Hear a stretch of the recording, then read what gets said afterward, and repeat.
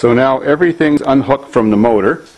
I've got the front wheels off, axle nuts off, and I've got an air tool, long extension, and this special little 12-point tip that goes into the Volkswagen axle bolts. And just use my air tool on the end and whip them off.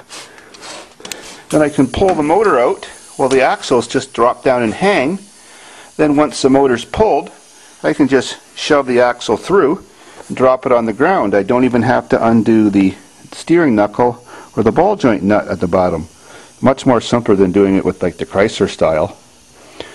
And like I mentioned before, if this was a Chrysler motor, there would be 3 bolts here holding up the transmission. On the modification I made on the Volkswagen, I put a new motor mount on where there didn't used to be one, but there was a good place to put one there anyways. And it has 2 bolts, and there's 1 bolt in this hole you can get access to when you take that plastic panel off. So you put a jack under the motor, undo those 2 bolts, and that one makes no difference which order. Let the transmission fall down a bit, get the motor mount out, then attach the chain to another little chain on your motor mount lifting hooks, like that one there, and get ready to yank.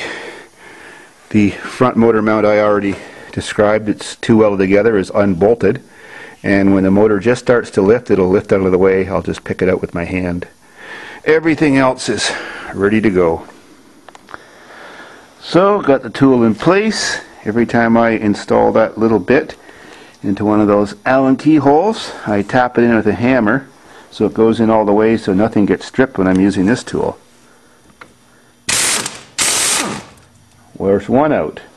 And I just rotate the rotor a 1/6 of a turn, bring the next one to the top, and undo that, and keep using that step till I'm all done. Then off to the other side. There, the axle's separated. Now to do the other side. Alright, other axle's unbolted now. Now ready to give her a tug. That's what she said.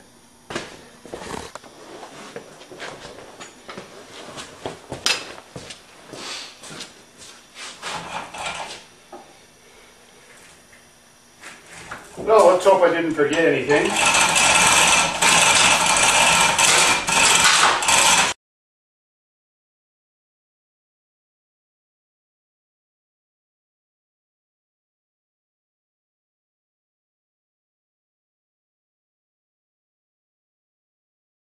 Just as easy as pulling a Chrysler motor, maybe easier as I didn't have to undo the ball joints.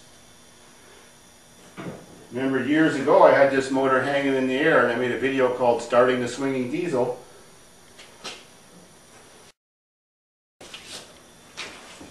Now to throw that other wheel on and roll the van out.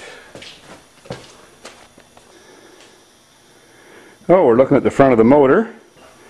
And there's that hybrid front motor mount I told you about that's half a Volkswagen and half a Chrysler one welded together. Goes right there. The back of the VW tranny already has these 2 bosses with holes in them, just like a Chrysler tranny has, just a different shape. So this is the Chrysler transmission mount with a bracket welded onto it that fits on there, so it becomes Chrysler style mounting.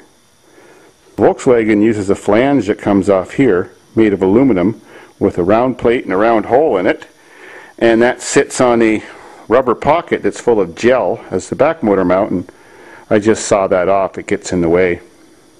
On the front of the motors on Volkswagen, they have another mount just like that one that comes out here. I just unbolt that one and take it out of the way.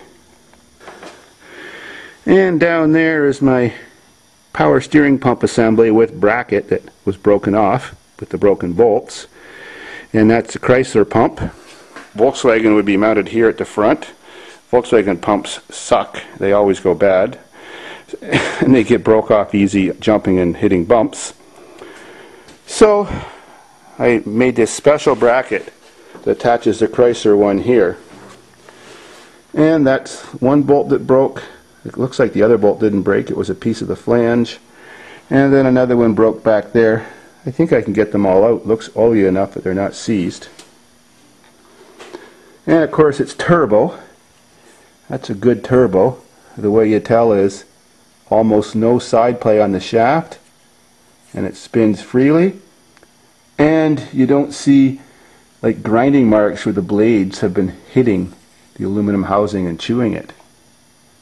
And unlike Volkswagen, but like Chrysler, I have a Chrysler motor mount going through the timing cover like Chryslers do, unlike Volkswagen's, which was very tricky to hook up, because I still had to make it able to fit in between the timing belt assemblies and pulleys and be able to change the timing belt at the same time.